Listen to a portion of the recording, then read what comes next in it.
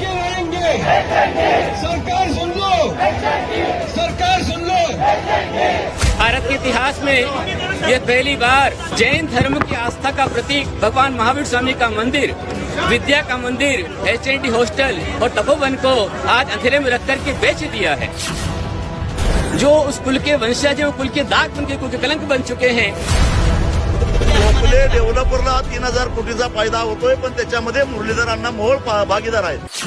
देखिए, भारत के इतिहास में ये पहली बार घोर अन्याय हुआ है कि जैन समाज को अंधेरे में रखकर समाज कंटकों ने जिया है और खरीद करके उसको गिरवी रख दिया है।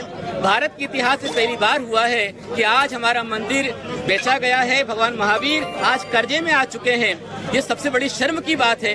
गरीब, असहाय, अशिक्षित ग्रामीण बच्चों के अधिकारों को छीना जा रहा है। जो बच्चे वहाँ पर दूर दूर से सारे भारत के बच्चे यहाँ आकर के रहते थे, कम मूल्य में पढ़ते थे, उन्हें शाकाहार का संस्कार मिलता था, धर्म के संस्कार मिलते थे, जहाँ आकर ऋषि मुनि आकर तपोवन में तपस्या करते थे, आज उनका तपोवन छीन लिया गया है।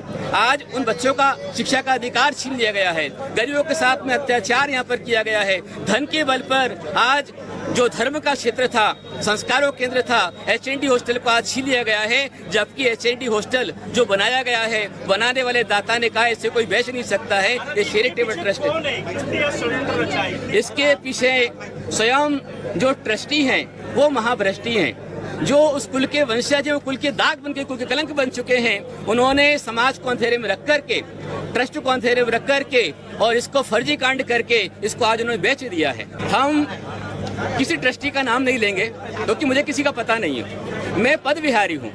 हम तो आज यहाँ कलवा में सिर्फ चतुर्मास करने यहाँ पर आया था। मैं पुणे में रहने वाला नहीं हूँ, न पुणे में आगे रहने वाला हूँ। हम 4 महीने चतुर्मास करते, उसके बाद चले जाते हैं। और जब मेरे पास समाज के बच्चे आए, गरीब बच्चे आए, उन बच्चों ने कहा गुरुदेव हमारा अधिकार छीना जा रहा है, आज हमको हॉस्टल से निकाल दिया गया है, हमको आज हम कहाँ जाएं, हम कहाँ पढ़ाई करें। वो बच्चे हमारे पास में आकर के रोने लगे। समाज जब दुखी हुई तब मैं आज उनके बीच में आया हूँ। परवानगी सुद्धा दिली गेली। मी स्वतः धर्मादाय आयुक्तांशी संपर्क साधून नजर चुकीनं तुमचा परवानगी दिली आहे आणि या संदर्भात फॅक्ट काय आहेत हे सांगण्यासाठी आम्हाला वेळ द्या अशी मागणी केली।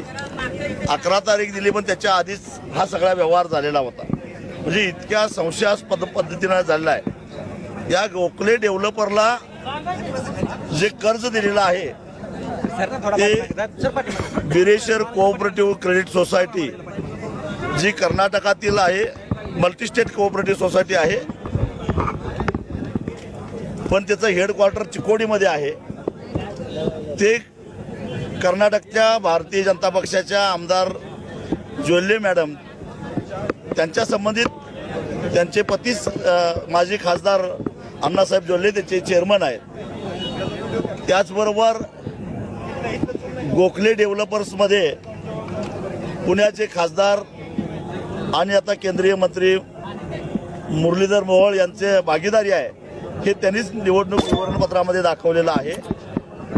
हे सगळे निव्वळ योगायोग असू शकत नाही आणि म्हणून अशा पद्धतीनं या गोखले डेव्हलपर्सनेच मध्यंतरी एक प्रेस घेतलेली होती आणि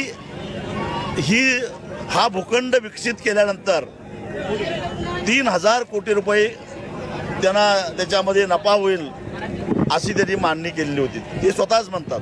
म्हणजे 230 कोटी रुपयाला खरेदी करायचं आणि त्याच्यातून 3000 परमो धर्म ये सबसे पहले रखा है। उन्हीं की आस्था और शिक्षा का जो क्षेत्र है उसे भी ख़त्म करने की कोशिश हो रही है। इसीलिए पूना में इतने बड़े पैमाने पर आंदोलन हो रहा है, जिसमें गोखले डेवलपर्स का नाम आ रहा है। बहुत सारे लोगों ने, खास करके रोहित पवार जैसे लोगों ने भी प्रेस कॉन्फ्रेंस करके उनके विरोध में बोला है। लेकिन देखने वाली बात है कि इस समाज को, जो अहिंसा के साथ चलने वाला समाज है, उनको भी छोड़ा नहीं गया या बख्शा नहीं गया।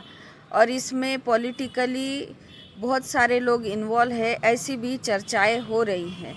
तो क्या दिवाली के छुट्टियों के कारण ये मामला रुका हुआ है और आने वाले समय में छुट्टियां ख़त्म जैसे ही होगी तो इस मामले को सुलझा लिया जाएगा, या फिर उसके आंदोलन के बाद कोई प्रतिक्रिया या कोई फायदा इस आंदोलन का होगा या नहीं होगा, क्योंकि भारत में सभी तरफ हम लोग देख रहे हैं कि आंदोलन ही आंदोलन हो रहे हैं, लेकिन किसी भी आंदोलन की सूद सरकार नहीं ले रही है। लेकिन इस प्रकार एक दिगंबर साधु को अपने, क्योंकि दिगंबर साधु ऐसे किसी भी प्रकार के आंदोलन में सहभागी नहीं होते, लेकिन जब बच्चों के शिक्षा की बात आई तो दिगंबर साधु भी मैदान में आकर सरकार को चेतावनी दे रहे कि भाई हम अहिंसक लोग हैं, इस प्रकार से हमें अहिंसा के रास्ते पर से इधर लोगों में प्रेस वार्ता करना या आंदोलन में सहभागी होना ये अच्छी बात नहीं है। आप हमारे समाज के बच्चों की शिक्षा और हमारी आस्था के केंद्रों पर नज़र मत डालिए, वरना हम सभी लोग यहाँ पर आंदोलन करने के लिए निश्चित स्वरूप से आएंगे और हमारे पूरे समाज को भी इकट्ठा करेंगे ताकि हमारी आस्था बची रही।